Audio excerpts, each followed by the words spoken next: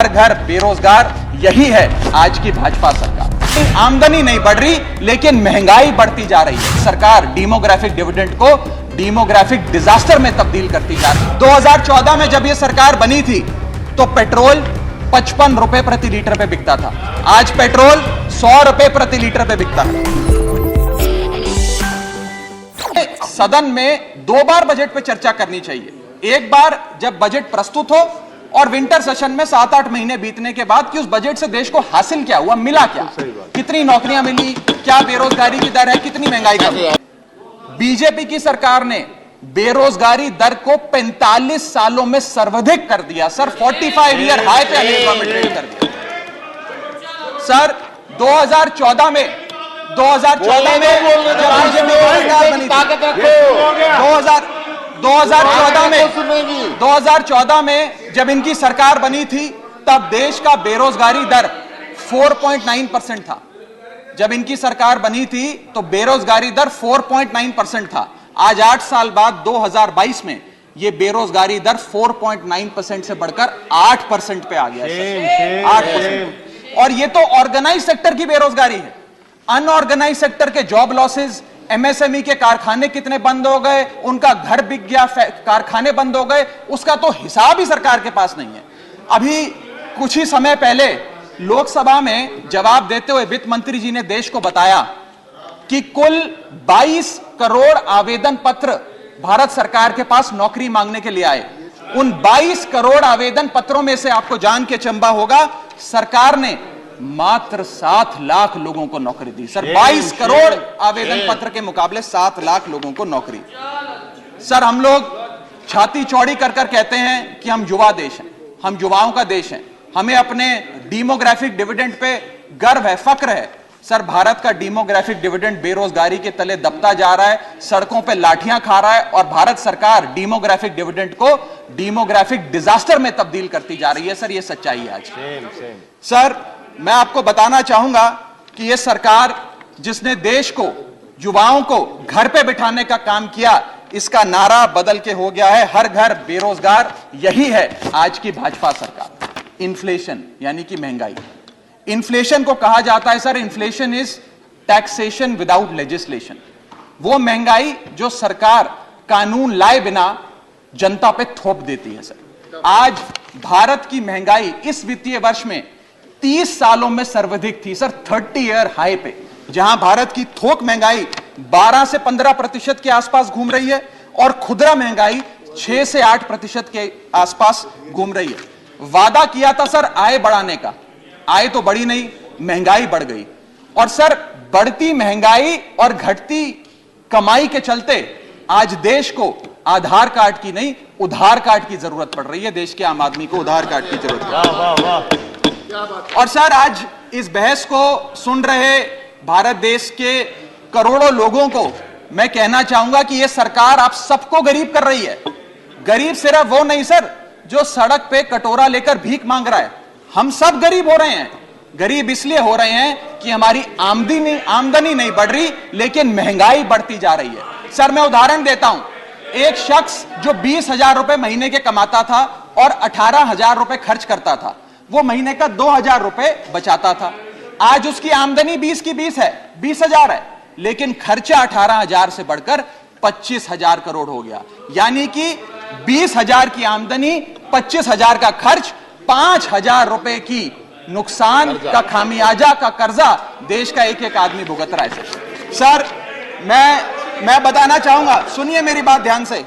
जब 2014 में महंगाई का आलम देखिए सर, 2014 में जब यह सरकार बनी थी तो पेट्रोल 55 रुपए प्रति लीटर पे बिकता था। आज पेट्रोल 100 रुपए प्रति लीटर पे बिकता है। डीजल 45 लीटर पे बिकता था, 45 रुपए प्रति लीटर, वो डीजल आज 90 रुपए प्रति लीटर पे बिक रहा है सर। एक गैस का सिलेंडर 400 रुपए का मिलता था बाजार में 2014 में जब इनकी सरकार आई थी, आज वो गैस का सिलेंडर 1100 रुपए का हो गया सर, 1100 रुपए का।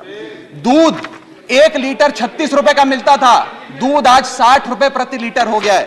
और सर, सीएनजी 40 रुपए प्रति यूनिट प्रति केजी मिला करती थी, आज वो सीएनजी 80 रुपए प्रति यूनिट मिलती है सर। जब देश में, I am not yielding, but sir, इस देश में जब प्याज के दाम 100 रुपए प्रति केजी के ऊपर हो गए और इस सदन में हंगामा हुआ, तो माननीय वित्त मंत्री जी ने कहा कि मैं प्याज नहीं खाती, तो मुझे उनके भाव से, प्याज की कीमतों से कुछ लेना देना नहीं है। ये मेरा विश्वास है सर कि माननीय वित्त मंत्री जी आटा, चावल, दाल, दूध, दही, पनीर तो अवश्य खाती होंगी, क्योंकि इन सब के भाव बढ़ गए।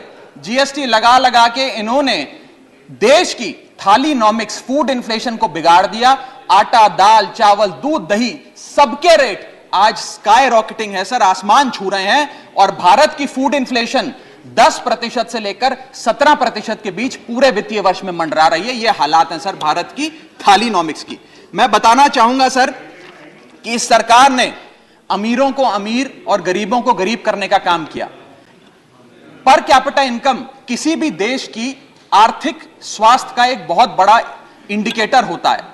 भारत की पर कैपिटा इनकम वित्तीय वर्ष 2021 में सर 9,160 रुपए से गिर गई, यानी कि हर व्यक्ति की औसतन कमाई 9,160 रुपए गिराने का काम किया। यानी कि आमदनी 98, खर्चा रुपया, यह सरकार ने करके हम सबको दिया है सर। कॉर्पोरेट टैक्स कम करके 30% से घटाकर 22% कर दिया, जिसमें 1.5 लाख करोड़ का फायदा 1.5 लाख करोड़ का फायदा कॉर्पोरेट्स को दिया और सरकार का हर साल का 1.5 लाख करोड़ का नुकसान कराया। और दूसरा बड़ा फायदा अपने दोस्तों के उद्योगपतियों के पिछले 5 वित्तीय वर्षों में 10 लाख करोड़ रुपए राइट ऑफ कर देने, वो माफ कर देने। तीसरी बड़ी बीमारी जो भारत की अर्थव्यवस्था को लगी हुई है वो है आर्थिक सुधार का झांसा, the hoax of economic recovery. इस वित्तीय वर्ष के पहले क्वार्टर में भारत की आर्थिक विकास दर 13.5% थी। दूसरा क्वार्टर आते आते, जिसे फेस्टिवल क्वार्टर कहते हैं, जिसमें बड़े बड़े त्योहार आते हैं, जिसमें खपत भी बढ़ती है, उत्पादन भी बढ़ता है, मांग भी बढ़ती है, उस क्वार्टर में आर्थिक विकास दर 13.5% क्वार्टर 1 के मुकाबले गिरकर 6.3% पे आ गई सर, यानी कि आधी हो गई। और अगर आप पिछले साल के क्वार्टर सेकंड से दूसरी तिमाही से कंपेयर करें तो क्वार्टर ऑन क्वार्टर 2021 में 8.4% दूसरी तिमाही की ग्रोथ थी और इस बार इस क्वार्टर में जो अभी समाप्त हुआ 6.3% है। यानी कि भारत की आर्थिक विकास दर घटती जा रही है। और मुझे बड़े दुख से कहना पड़ रहा है कि जब वित्त मंत्री जी फरवरी में वित्तीय वर्ष 23-24 का बजट प्रेजेंट करेंगी, तब भारत की चौथी तिमाही की आर्थिक विकास दर 5% से भी नीचे होगी, which is unprecedented in recent time sir. यह भारत की इकोनॉमिक ग्रोथ की हालत है। और यह वर्ष तो जो बीत गया, इस वर्ष तो आपने आर्थिक जो विकास दर था उसकी ऐसी तैसी कर दी। अगले साल के आर्थिक विकास दर के आंकड़े सुनिए। सरकार चाहती है हम 8% पे आगे बढ़ें। वर्ल्ड बैंक कहता है वित्तीय वर्ष 23-24 में हम मात्र 6% पे ग्रो करेंगे। क्रिसिल कहता है हम 6% पे ग्रो करेंगे। ओईसीडी कहता है हम 5.7% पे ग्रो करेंगे। गोल्डमैन सैक्स कहता है हम 5.3% पे ग्रो करेंगे और आईएमएफ कहता है हम 5.1% पे ग्रो करेंगे। यानी कि भारत की अर्थव्यवस्था में ऊपर जाने की बजाय हमारी व्यवस्था नीचे आ रही है। भारत सरकार पे चढ़ा बहुत बड़ा कर्ज सर। 1947 से लेकर 2014 तक, यानी कि इन 67 सालों में कई पार्टियों की सरकारें नहीं, केंद्र में कई पार्टियों ने शासन किया। इन 67 सालों में तमाम पार्टियों की सरकारों ने मिलकर कुल कर्जा 55 लाख करोड़ का लिया था और बीते 8 सालों में 2014 से 2022 में इस बीजेपी की सरकार ने कुल कर्जा 85 लाख करोड़ रुपए लिया। यानी कि एक तरफ 67 सालों का, बीते 67 सालों का 55 लाख करोड़ का कर्जा और इस सरकार ने अकेले 8 सालों में 85 लाख करोड़ रुपए का कर्जा ले लिया। मैं पूछना चाहता हूं इनसे कि ये तो मुफ्त की रेवड़ी भी नहीं बांटते, ये तो मुफ्त की रेवड़ी में भी विश्वास नहीं रखते, तो फिर इनका कर्जा इतना कैसे बढ़ता जा रहा है? ये पैसा जा कहां रहा है, किसकी जेब में जा रहा है? दोस्तवाद की नीति के तहत कौन से इनके दोस्त हैं जिन्हें फायदा पहुंचाया जा रहा है? ये मैं पूछना चाहता हूं सर। एवरेज फार्मर डेट पर फार्मर डेट इस देश की 74,000 रुपए, यानी कि 74,000 रुपए का कर्जा आज देश के हर किसान के सर पर है सर।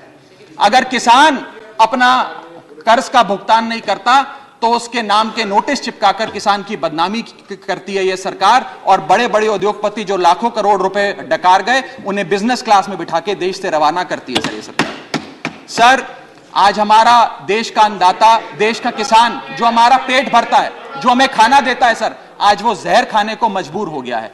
एनसीआरबी का डेटा बताता है कि वित्तीय वर्ष 21-22 में 10,851 किसानों ने आत्महत्या करी। सेम। यानी कि इस देश में औसत रोज के 30 किसान आत्महत्याओं की आती है। 30 किसान रोज इस देश में आत्महत्या कर रहे हैं। हम आजादी का अमृत महोत्सव मना रहे हैं and 30 farmers per day in this country commit suicide.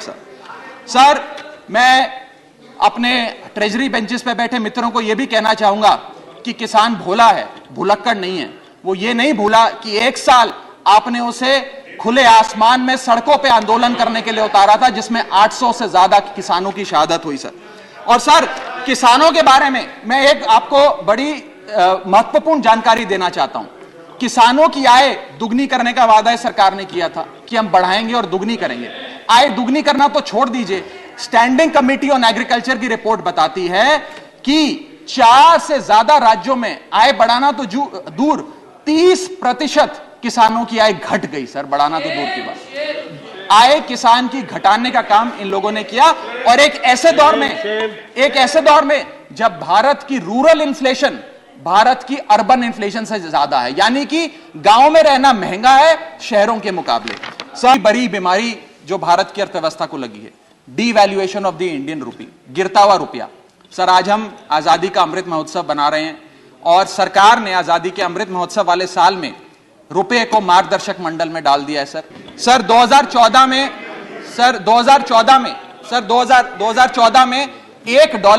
$1 जब इनकी सरकार आई थी वो 60 रुपए का मिलता था सर। आज $1 82 रुपए का हो गया। ये सरकार कहा करती थी, कई बड़े नेता इनके दिग्गज कहा करते थे कि जब रुपया गिरता है तो भारत की साख गिरती है, भारत की प्रतिष्ठा गिरती है। आज तो सर लगता है कि साख, प्रतिष्ठा और रुपया सब न्यूनतम स्तर पे आ गया सर। मैं आपको यह भी बताना चाहता हूं सर कि कोई भी अर्थशास्त्री आपको यह बताएगा कि जब रुपया गिरता है तो भारत के एक्सपोर्ट बढ़ते हैं, और बढ़ने चाहिए भी सर। क्यों बढ़ते हैं? क्योंकि मान लीजिए कोई बहुत बड़ा बायर अमेरिका में बैठा है, वो भारत की एक वस्तु $5 पे खरीदता था। आज क्योंकि डॉलर मजबूत हो गया और रुपया कमजोर हो गया, वो वस्तु $3.5 में उसे मिल जाती है, तो वो ज्यादा ऑर्डर देता है, भारत के एक्सपोर्ट बढ़ते हैं। लेकिन आज एक बड़ी चौंका देने वाली स्थिति इस देश में है कि रुपया तो गिर रहा है, डॉलर मजबूत हो रहा है, लेकिन भारत के एक्सपोर्ट्स भी गिर रहे हैं। और एक्सपोर्ट्स क्यों गिर रहे हैं?